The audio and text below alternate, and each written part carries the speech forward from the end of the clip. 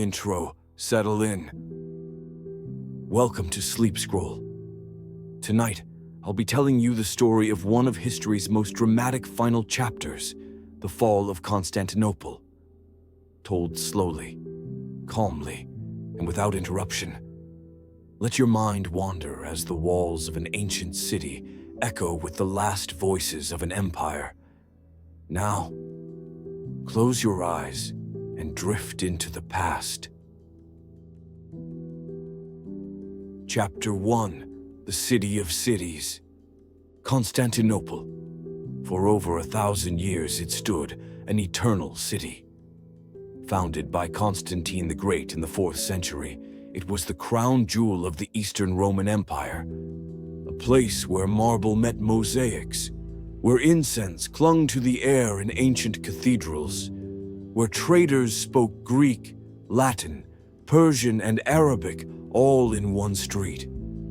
The heart of Byzantium. Its walls, massive and triple-layered, were the envy of the world. The Theodosian walls had repelled attacks for nearly a millennium. Behind them, life unfolded at a slow, sacred rhythm. Fishermen cast nets into the Bosphorus. Scholars translated Plato and Aristotle. Bells tolled from towers that watched over both land and sea. And yet, as the 15th century wore on, the world outside those walls began to shift. The West fractured, the East stirred. Constantinople remained, but it no longer led. Still, it stood, marble and shadow, watching the centuries turn.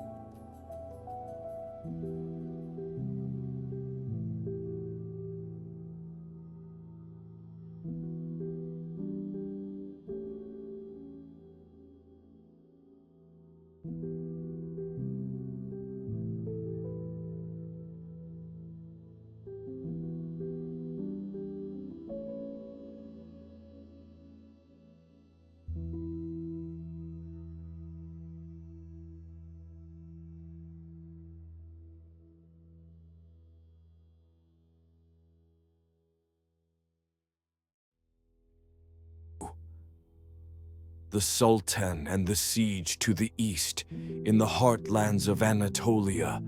A young ruler had dreams as vast as any Caesar. Sultan Mehmed II, only 21, had ascended the Ottoman throne with a single-minded goal: to take Constantinople. He was no barbarian, fluent in multiple languages, a student of history and astronomy. He knew exactly what the city meant, symbolically, strategically, and spiritually. His campaign began in early 1453.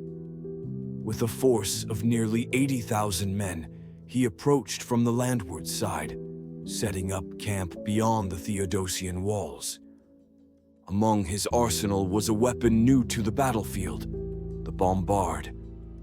Built by a Hungarian engineer named Orban, it was over 25 feet long and could hurl stone balls the size of millstones. When fired, it shook the ground like thunder, but it was slow to reload. Hours passed between shots, and still, each impact was a promise, a whisper that even the strongest walls could break. Mehmed's forces were diverse: Turkish foot soldiers, elite janissaries trained from childhood, engineers, sappers, siege specialists from across his empire. On the sea, he brought a fleet to blockade the Bosphorus, seeking to choke the city's supply lines. He knew this would not be easy, but he also knew something else. Constantinople was alone.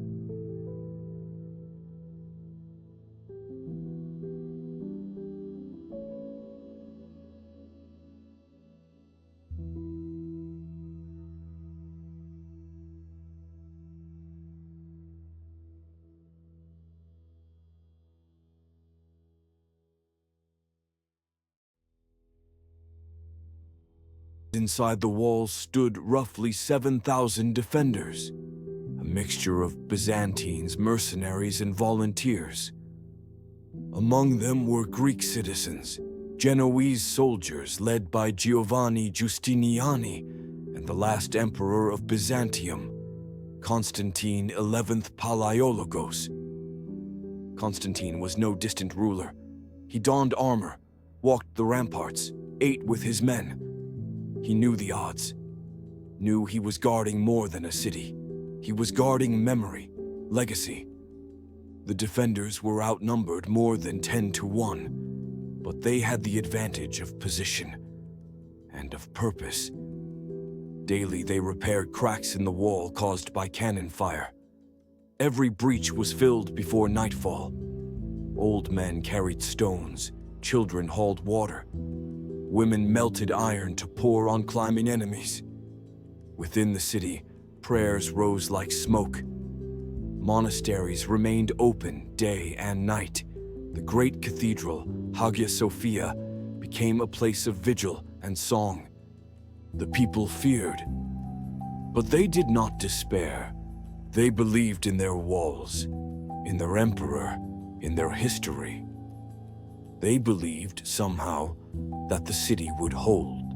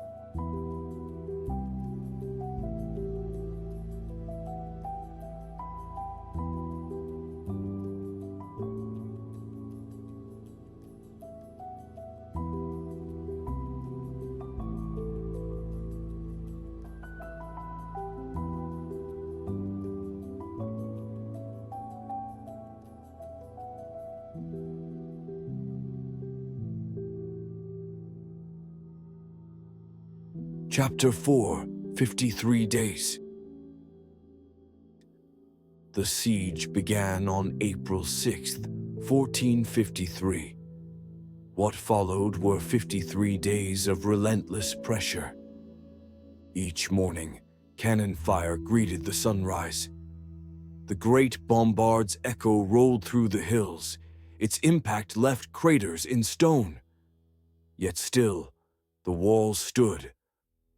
Mehmed ordered tunnels dug beneath the city. His sappers worked in silence. But the defenders listened with the earth. Counter-tunnels were dug.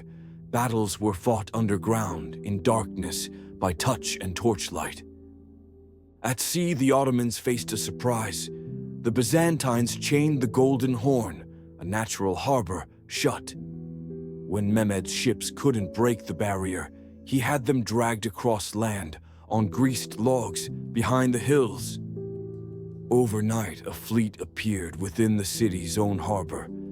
The psychological impact was immense. Walls once facing open water now faced cannon. But still, the city held. Every assault was repelled, every loss was mourned, but not wasted.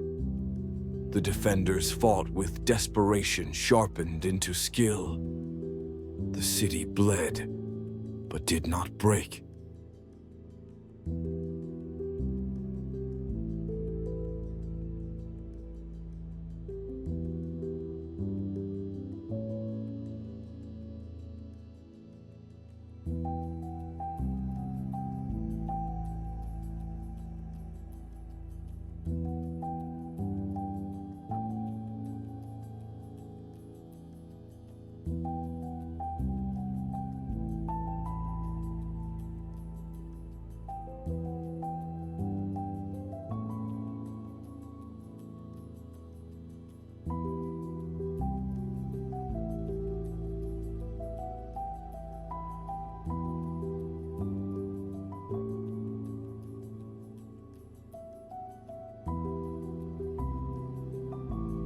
Chapter 5, The Final Night. May 28th was quiet. Eerily so. No cannon fire, no charges, no shouts, just silence. The defenders knew what this meant. A final assault was coming. That evening, Emperor Constantine ordered a final mass in Hagia Sophia. Men, women, children, clergy, soldiers, they gathered beneath the dome. Candles flickered, hymns echoed. Latin and Greek voices rose together, old divisions forgotten. The emperor stood not as a king, but as a man. He asked forgiveness, he received communion. And then he walked the walls one last time. Outside, Mehmed prepared. Orders were given, torches lit, prayers whispered. By dawn, the final chapter would begin.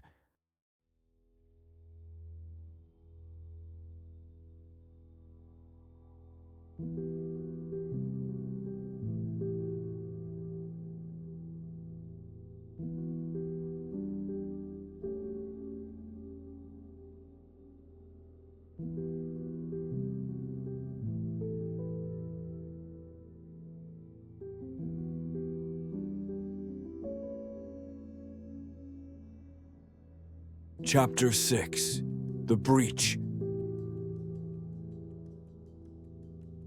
In the early hours of May 29th, the attack began.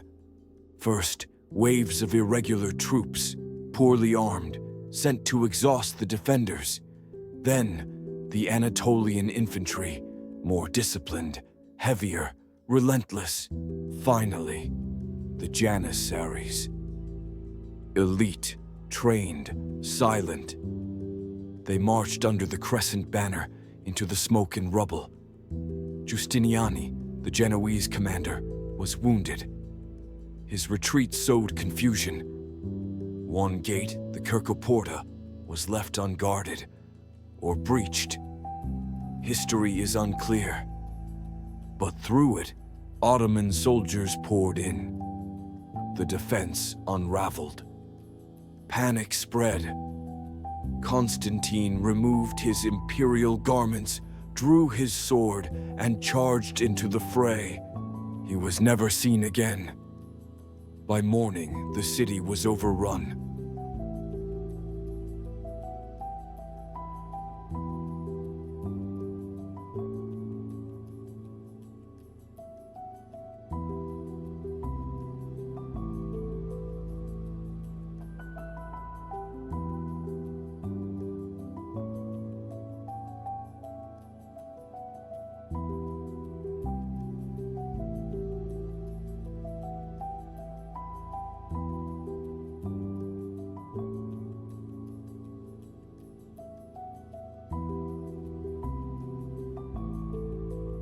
Chapter 7, The Silence After. Mehmed entered the city slowly. He did not burn it, he did not gloat, He walked to Hagia Sophia, now filled with weeping. He ordered it preserved, converted into a mosque. Its beauty struck him silent. The city's treasures were catalogued, some looted, some spared. And then he spoke. "You are now my people." He called himself Kaiser Irum, Caesar of Rome. 1,000-year empire had ended, not with an explosion, but with footsteps. Constantinople was no more. It would be reborn as Istanbul.